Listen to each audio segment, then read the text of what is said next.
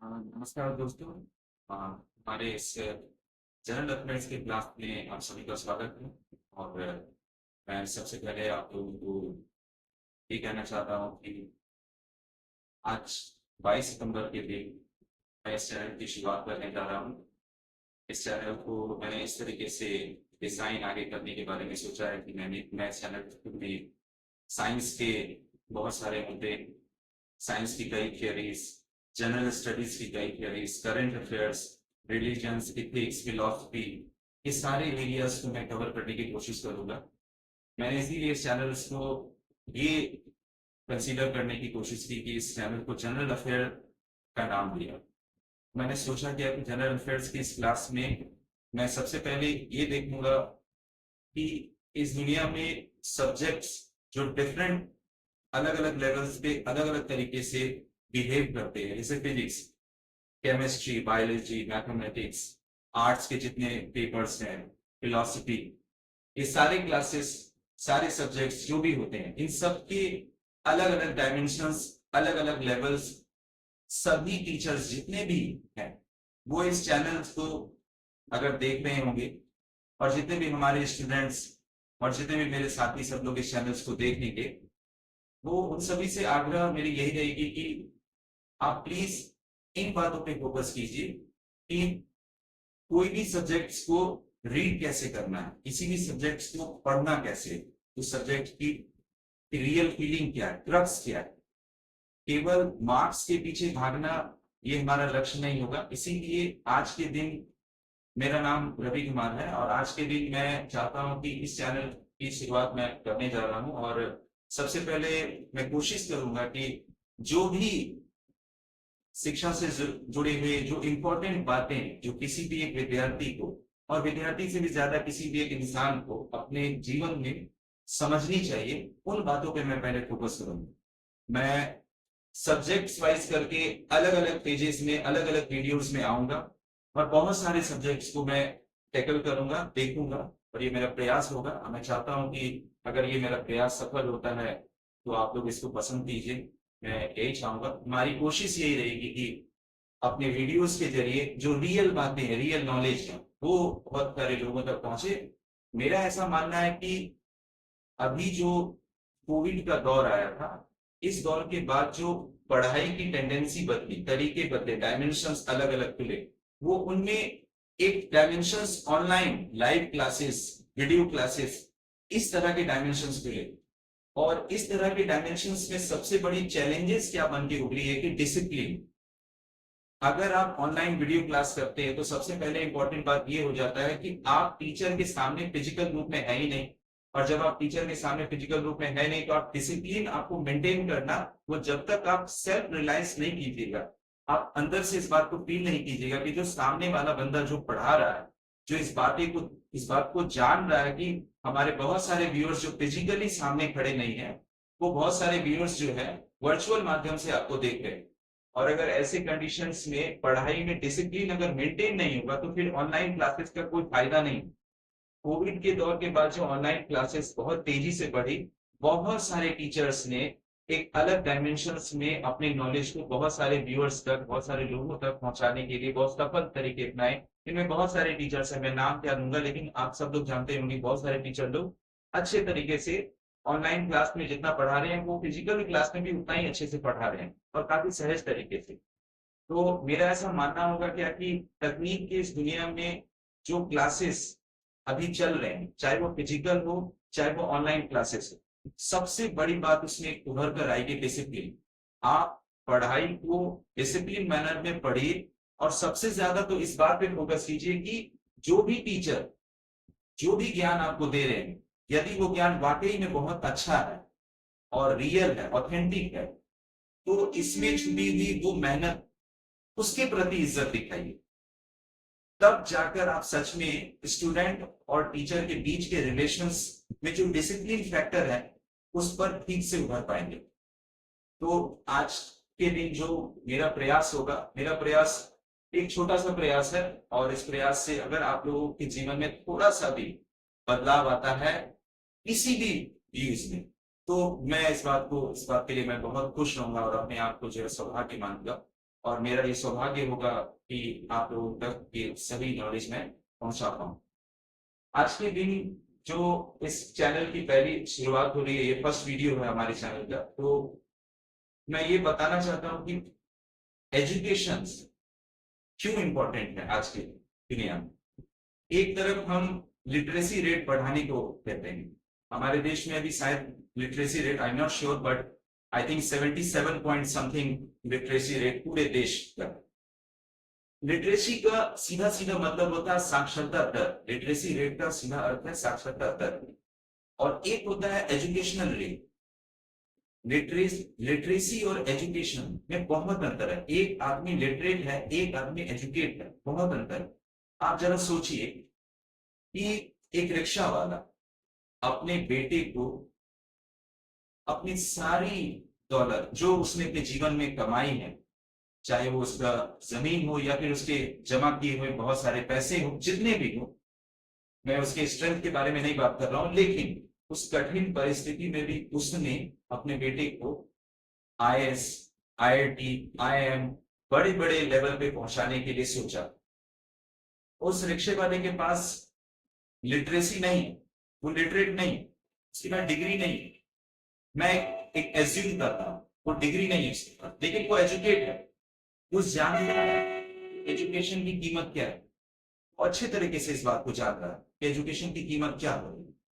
तो ऐसे सिचुएशंस में वो अपने बेटे को उस पद पर देखना चाहता है जिस पद की गरिमा और कीमत वो समझ रहा है। वो भले आज रिक्शा चला रहा है, पर उस पद की कीमत समझ रहा है। अगर वो अपने बेटे को कलेक्टर बनाना चाहता है, बहुत अच्छा इंजीनियर बनाना चाहता है, साइंटिस्ट बनाना चाहता है, तो बहुत मेहनत से अपने सारे प्रॉपर्टी को उस बच्चे के एजुकेशन पे खर्च कर देता है। यहां पर जानते हैं, वो जो रिक्शा वाला है वो लिटरेट नहीं, लिटरेट भले ना हो, लेकिन वो एजुकेट, वो समझ रहा है कि एजुकेशन क्या है। आप जरा सोचिए, हमारी सोसाइटी में हम कहते हैं क्या कि मेल और दूसरा फीमेल, इन्हीं दोनों को हम लोगों ने अपने हक के लिए लड़ते देखा। इन्हें अधिकार बहुत लेट से मिला, इन्हें शुरू में मिला। मैं ये बातें क्यों कह रहा हूं, आपको एजुकेशन का रियल क्रक्स बता रहा हूं। आप जरा सोचिए, हमने कभी सोसाइटी में, आज से लगभग 10-15 साल पहले की बातें मैं बता रहा हूं, हमने कभी सोसाइटी में इनके बारे में कभी नहीं सोचा। थर्ड जेंडर नहीं सोचा। ऐसा नहीं है कि ये हमारी सोसाइटी में प्रेजेंट नहीं थे, ये बिल्कुल थे। थर्ड जेंडर हमारी सोसाइटी में बिल्कुल प्रेजेंट है, बट इनके पास अधिकार नहीं था कहने का ये कैसे अपने इच्छाओं को प्रकट करें, क्योंकि समाज में इनको वैसी नजरों से देखा ही नहीं जाता जैसी नजरों से मेल और फीमेल को देखा जा रहा है। एग्जामिनेशंस के फॉर्म में जेंडर वाले कॉलम में मेल एंड फीमेल रहता, थर्ड जेंडर के बारे में हम लोगों ने कभी सोचा ही नहीं। बाद में जब हमारा समाज और आगे बढ़ा, तब जाकर हम लोगों ने सोचा कि एक थर्ड जेंडर का कॉलम भी होना चाहिए। इनके साथ जो बिहेवियर हुआ है वो तो हुआ ही है, बहुत ही गलत। और आज भी कहीं ना कहीं ये इनके जैसे अधिकारों को फील नहीं करती है। सरकार, समाज, अच्छे पढ़े लिखे शिक्षक, पढ़े लिखे ज्ञानी जितने भी लोग हैं वो कोशिश करते हैं समाज में समानता लाने के लिए। अभी भी हमारे अंदर से वैसी फीलिंग जा नहीं रही है, क्योंकि हम लिटरेट होने की कोशिश करते हैं ना। हम मार्क्स पे गेन करते हैं कि हमारे बच्चे ने मार्क्स कितना लाया। हम ये कोशिश करते हैं कि उस बच्चे ने कितना मार्क्स लाया तो उनसे हमारे बच्चे किसी तरीके से ज्यादा ले आए। हम ये कोशिश करते हैं कि किसी तरीके से 12th में अच्छा मार्क्स आ जाए, मैट्रिक में अच्छा मार्क्स आ जाए, आईआईटी कर ले, आईआईटी पास करके कैंपस सिलेक्शन करके आईआईएम कर ले। ठीक है, सभी चीजें ठीक है, बट आप सोसाइटी में जहां पे रह रहे हैं, मनुष्य एक सामाजिक प्राणी है, समाज में उसका बहुत बड़ा योगदान होता है। समाज को बिल्ड करने में इसका बहुत बड़ा योगदान होता है। तो सोचने वाली बात है कि हम लोग भी तो है जो इनकी अधिकार की बात करेंगे, इनके अधिकार की बात करेंगे, आई मीन थर्ड जेंडर के अधिकार की बात करेंगे। जरा सोचिए कि इनके साथ किस लेवल पे क्रिटिसिज्म हो रहा था। इन्हें ना तो बोलने की आजादी, ना ही कुछ काम करने की आजादी है। ये करे तो क्या करे, क्योंकि ना तो हम इन्हें मेल में कंसीडर कर रहे हैं, ना ही फीमेल में कंसीडर कर रहे हैं। हम इन्हें कहीं एक ऑप्शंस तक नहीं दे रहे हैं जिसकी वजह से ये समाज में एक्सटेंड करें। इनके पास केवल पैसे मांगने के अलावा कोई और काम बचा ही नहीं। इसीलिए इनके साथ बहुत ज्यादा दुर्व्यवहार हुआ। लेकिन जैसे जैसे हमारा समाज डेवलप किया एजुकेशन के लेवल पे, हमने समझा कि साक्षर होने से ज्यादा शिक्षित होना जरूरी है। समाज के सभी तबकों को बराबरी का अधिकार मिले अपने आप को प्रकट करने के लिए, ये ज्यादा जरूरी। ये है रियल एजुकेशन। आप सोचिए, आईपीसी 377 इंडियन पीनल कोड, भारतीय दंड संहिता का 377 ये कहता है कि होमोसेक्सुअलिटी जो है वो एक ऑफेंस है। यानी कि दो समान लिंग के व्यक्ति अगर एक साथ रहते हैं वो ऑफेंस है। उनके बीच में किसी भी तरह के अगर संबंध बनते हैं तो वो ऑफेंस है। लेकिन 2018 का सुप्रीम कोर्ट का एक जजमेंट आया, लैंडमार्क जजमेंट है। सुप्रीम कोर्ट ने ये बात कहा कि आईपीसी 377 को नल एंड वॉइड किया और होमोसेक्सुअलिटी जो है ऑफेंस नहीं। वो दिन इनके लिए क्या होगा पता नहीं, लेकिन इनके लिए बहुत बड़ा दिन था। इन्होंने कई झांकियां निकाली पूरे देश में, जुलूस निकले शांतिपूर्वक और खुशियां जाहिर की। आखिर सुप्रीम कोर्ट ने ये जजमेंट कैसे दिया? क्योंकि हमारा समाज उस तरीके से बढ़ते चला गया। और समाज जब धीरे धीरे एजुकेट हो रहा है, लिटरेट की बात नहीं कर रहा, कई ऐसे समाज है जहां पर इंजीनियर्स भरे हुए हैं, ऑफिसर्स भरे हुए हैं, लेकिन आज भी उन समाजों में कास्टिज्म को लेके, जातिवाद, धर्म को लेके आज भी वहां पर क्या है ना, डिस्क्रिमिनेशन हो रहे हैं। इसका मतलब है कि लिटरेसी तो आ गई उस समाज में, लेकिन एजुकेशन रेट सही से नहीं उभर पाए, क्योंकि हम सही से एजुकेशन को समझ ही नहीं पाए। एजुकेशन का साफ मतलब होना चाहिए कि क्या सही है और क्या गलत है, उसकी पहचान तार्किक तरीके से की जाए, लॉजिकल माइंड से, अंधविश्वासों से दूर होकर, कुप्रथाओं को दूर करके, जो ऐसे ट्रेडिशन जो शुरू से चले आ रहे हैं उनमें जो बुराइयां हैं उनको खत्म करने की शक्ति होनी चाहिए। This is called education. सती प्रथा जब तक खत्म नहीं हुआ था तब तक सोचिए कि पति के मरने पर पत्नी को उसके साथ दाह संस्कार उसका करवा दिया जाता। अगर ये प्रथा खत्म नहीं हुई और शास्त्रों का ज्ञान उस वक्त तक हमारे पास तो था नहीं। मैं ये नहीं कह रहा हूं कि शास्त्र का ज्ञान होने से वो एजुकेट नहीं हुए, एजुकेशन तभी भी था, शिक्षित थे, लेकिन आखिर ये बुराइयां क्यों तभी स्टैंड कर रही? राजा राम मोहन राय और विलियम बेंटिक जो गवर्नर जनरल थे भारत के, ये हम उस वक्त की बात कर रहे हैं जब भारत में ब्रिटिश राज चलता था। इन दोनों के प्रयास से सती प्रथा का उन्मूलन हुआ, खत्म हो गया। हमारे आर्टिकल, कॉन्स्टिट्यूशन के आर्टिकल में आर्टिकल 17 में लिखा हुआ है अनटचेबिलिटी इज एबोलिश्ड, अस्पृश्यता का अंत किया जाता है। ये लाने की जरूरत क्यों पड़ी? क्योंकि हमारे समाज में ये चल रहा था, बिल्कुल चल रहा था। इसीलिए तो दलितों को सम्मान देने के लिए गांधी जी ने दलित जो हमारे निचले तबके के लोग हैं, मैं ये नहीं कह रहा हूं कि वो निचले तबके के लोग हैं, व्यवस्था समाज में जिस तरीके से बनी हम उन्हें वो कहना शुरू कर दिए। लेकिन ऐसा कुछ नहीं है। मैं नहीं मानता हूं कि समाज में इस तरीके की व्यवस्था चलनी चाहिए।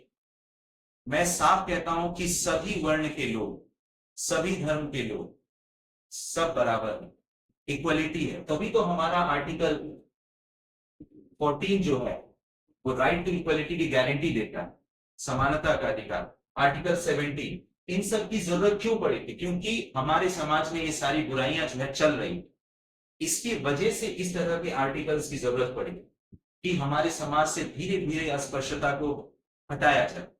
SC STs, scheduled caste and scheduled tribes, इनके साथ जो बुराइयां हुई समाज में, इसके लिए अनुसूचित जाति जनजाति अत्याचार निवारण अधिनियम है, SC ST एट्रोसिटी एक्ट आया। इसकी वजह से ये हुआ कि हमने उनके अधिकारों को बचाने के लिए कुछ कोशिशें की। ये सब कोशिशें इसलिए हो रही है ना कि समाज में धीरे धीरे एजुकेशन बढ़ रहा है। मेरा ये सब कहने का मकसद ये नहीं है कि मैं इन सब चीजों के बारे में बताना चाह रहा हूँ। मैं ये बताना चाह रहा था कि देखिए, हमारे समाज में जितना लिटरेसी रेट की जरूरत है उतना ही एजुकेशनल रेट की जरूरत है। इसीलिए कोशिश कीजिए कि आप अपने बच्चों को या जो भी आसपास हैं उनको एजुकेट कीजिए, उनको समझाइए। नंबर के पीछे भागना शुरू मत कीजिए, क्योंकि कई ऐसे मैं एग्जांपल्स बता सकता हूं जिनके पास डिग्रियां तो बहुत कम मार्क्स पे है, पर वो आज बहुत अच्छे तरीके से सफल है, बहुत अच्छे अच्छे तरीके से। थॉमस अल्वा एडिशन को देख लीजिए, अल्बर्ट आइंस्टाइन को देख लीजिए, न्यूटन को देख लीजिए। आज के जमाने में भी कई ऐसे एग्जाम्पल्स हैं जो आप देखिए, पढ़िए और जानिए।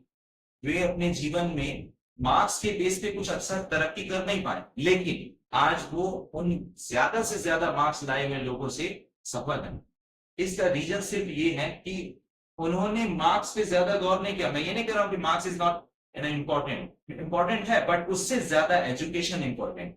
आप समझें इस बात, तभी जाकर एक अच्छी सोसाइटी, सिविलाइज्ड सोसाइटी बन पाए। मेरे इस चैनल का मकसद सिर्फ ये होगा कि मैं आपको एजुकेशन रियल दे सकूं, बहुत सारे फैक्ट के आधार पर लॉजिकल बातें कर सकूं। इसी तरीके से आप जरा एक बात सोचिए, यूपीएससी की परीक्षा में एक पेपर होता है जिसका नाम होता है एथिक्स, हिंदी में कहें तो उसको नीति शास्त्र कहते हैं। आप यूपीएससी की तैयारी मत कीजिए, लेकिन एथिक्स पढ़ लीजिए, आपको सही और गलत का फर्क पता चल जाएगा। आप तार्किक होकर बात को सोचिए। आज जिस तरीके से हमारे समाज में अंधविश्वास फैला हुआ है, चाहे वो धर्म को लेकर हो, चाहे जात पात को लेकर हो, चाहे वो ज्ञान और विज्ञान को लेकर भी अंधविश्वास बहुत सारे फैले हैं, उसका रियल जो एजुकेशन से जो जरूरी है, जो तार्किक बातें हैं, वो आपको एथिक्स पढ़ने से जरूर है। आप एथिक्स को पढ़िए, नीति शास्त्र पढ़िए, आप सही और गलत के फर्क को प्राप्त करने के लिए एक लॉजिकल ब्रेन डेवलप कर लेंगे। यूपीएससी में 2013 के बाद जो सिलेबस चेंजिंग हुई, एथिक्स को इसलिए इंट्रोड्यूस किया गया कि जो भी ऑफिसर बने, देखिए एक बात याद रखिए, एक तेज और चालाक ऑफिसर प्रशासन में आए, उससे ज्यादा सत्यनिष्ठ और ईमानदार ऑफिसर प्रशासन में आए, वो ज्यादा देश को आगे बढ़ा पाए। आखिर सरदार वल्लभ भाई पटेल जी ने क्यों आईएएस ऑफिसर्स को कहा कि ये हमारे भारत के स्टील फ्रेम ऑफ इंडिया, क्योंकि ये भारत को अंदरूनी मजबूती देंगे। अब सोचिए, अगर मजबूती में जात पात, धर्म के नाम पर ऊंच नीच, खुद को ग्लैमराइज करने की चाह, अगर ऐसे ऑफिसर्स प्रशासन में पहुंचे, तो क्या ये स्टील फ्रेम मजबूत रह पाएगा? कभी नहीं रहेगा। इसीलिए संघ लोक सेवा आयोग ने, यूनियन पब्लिक सर्विस कमीशन ने एथिक्स को इंट्रोड्यूस किया। उन्होंने माना कि तेज और क्लेवर ऑफिसर से ज्यादा इंपॉर्टेंट है कि ऑनेस्ट और इंटेग्रिटी जिसमें बहुत ज्यादा भरी हुई हो, वैसे ऑफिसर्स आए जिनके पास मोरल वैल्यूज हो। और इस तरीके से ये सारे प्रयास हैं, हमारे देश में ऐसे प्रयास लगातार समाज में चल रहे हैं। ये सारे प्रयास हैं, और इन प्रयास से हम अपने बच्चों को, स्टूडेंट्स, दोस्त जो भी, उनको एजुकेट कर पाएंगे। आज के जमाने में नौकरी लेकर एक सैलरी, मंथली सैलरी प्राप्त कर लेना और घर को मेंटेन करके अच्छे से चलना, ये लाइफ नहीं है। पढ़ने का रियल मीनिंग यही होता है कि आपके अंदर एक अच्छा शिक्षित इंसान पैदा हो, तभी आप समाज में उभर पाएंगे।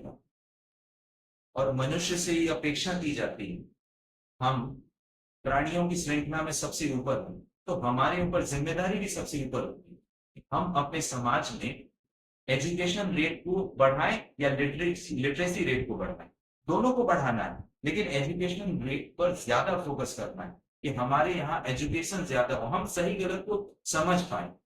तो मेरे इस चैनल का की जो आज शुरुआत है, उसका क्रक्स मैंने बता दिया। और वैसे आज 22 सितंबर है, और आज का दिन आप सभी को हैप्पी डॉटर्स डे को लेकर मुबारक है। हमारे देश में जो बेटियां हैं, वो अच्छे मुकाम और बड़े बड़े मुकाम हासिल कर रही हैं। मैं जैसे दो तीन एग्जाम्पल देता हूं।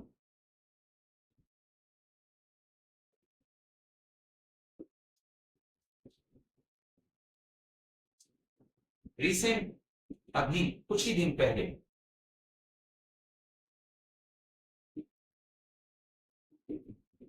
मोहना सिंह।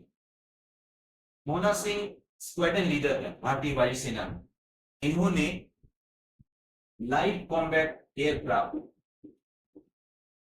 तेजस, जो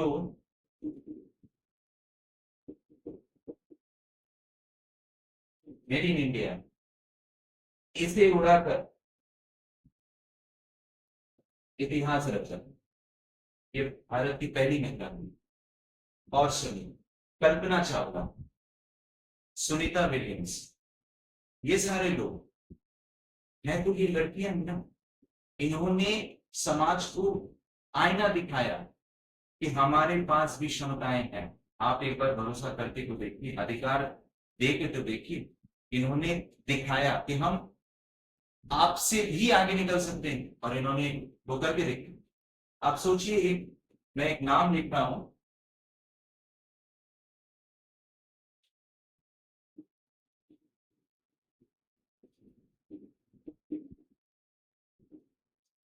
ऐश्वर्या प्रधान।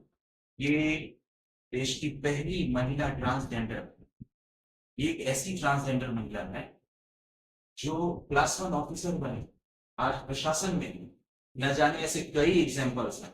हमने उन्हें मौका ही नहीं दिया।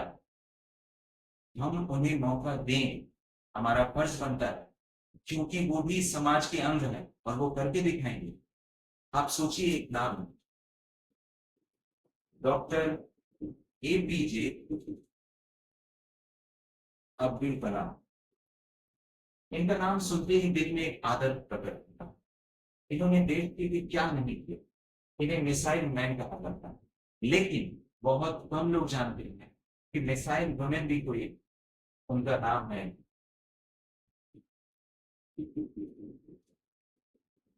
टेसी थॉमस, इसे इन्हें मिसाइल वुमेन कहा जाता है। इंडियन स्पेस रिसर्च ऑर्गेनाइजेशन में इन्होंने मिसाइल डेवलपमेंट के क्षेत्र में बहुत बड़ी बड़ी उपलब्धियां देश को दिलाई। मैं इन दोनों हस्तियों के बीच नॉलेज का कंपेयर नहीं कर रहा हूं, नहीं, वो होगा ही नहीं। सबकी अपनी अपनी वैल्यूज होती है। मैं ये कह रहा हूं कि आपको आईना दिखा रहा हूं कि देखिए, हमें मिसाइल मैन पता है, लेकिन मिसाइल वुमेन क्यों नहीं पता है। This is called real education. आप समझिए, समझिए क्या जरूरी है और क्या नहीं जरूरी। इन दोनों के फर्क को जानिए। टेसी थॉमस, ये नाम आप याद रखिएगा। और आज हैप्पी डॉक्टर्स डे है, तो इन सब बातों को देखिए। टेसी थॉमस, कल्पना चावला, सुनीता विलियम्स, किरण बेदी, मोहना सिंह, ऐश्वर्या प्रधान, याद रखिए इन लोगों ने क्या नहीं करके दिखा दिया। कल्पना चावला ने अपनी जिंदगी कुर्बान कर दी स्पेस को एक्सप्लोर करने की। उनके देहांत के बारे में आज भी मन से, आज भी क्या, आने वाले सदियों तक, जब तक मेरी जिंदगी रहेगी तब तक मेरे मन से श्रद्धांजलि उनको मिलेगी, क्योंकि उन्होंने देश का ही नहीं, इस दुनिया का नाम रोशन किया। अगर कहीं ना कहीं एक ऐसी प्रजाति अगर रह रही होगी स्पेस में कहेंगी, तो उनके लिए हम लोग एग्जाम्पल बन जाए। आने वाले भविष्य में, ये फ्यूचर की बातें हैं। मेरा कंसर्न ये था कि आप देखिए कि आज के दिन हैप्पी डॉक्टर्स डे में इन लोगों ने क्या नहीं करके दिखाया। मौका मिलने पर आप मौका दे के देखिए। जिन समाज के जिस तबके को हम कमजोर समझते थे, मौका मिला तो उन्होंने देश का संविधान रच डाला। डॉक्टर भीमराव अंबेडकर, उनके साथ किस लेवल पे क्रिटिसिज्म हुआ है वो आप उनकी मूवी में भी देख सकते हैं। डॉक्यूमेंट्री उनकी उनके बहुत बनी, और उनकी बायोग्राफी और बहुत सारे बुक्स में उनके बारे में दिया गया। सोचिए उन्हें कितने लेट से मौका मिला और कितनी दिक्कतों से समाज के क्रिटिसिज्म को झेलते हुए संविधान सभा में ड्राफ्ट कमेटी के चेयरमैन बने और देश का संविधान रचा। हम मौका ही नहीं देना चाहते हैं, हमें डर लगता है इस बात का। डरना क्या है, इसी समाज की मिट्टी से जन्मे हैं और इसी समाज की मिट्टी में सभी दफन हो जाएंगे, और इसी समाज के लिए वो आगे बढ़ेंगे। मकसद ये रहना चाहिए कि हम एजुकेशन पे ज्यादा जोर दें, हम ज्यादा शिक्षित हो। एक शिक्षित समाज सभ्य समाज बनता है। तो आज के इस चैनल की शुरुआत इस लेक्चर से हुई।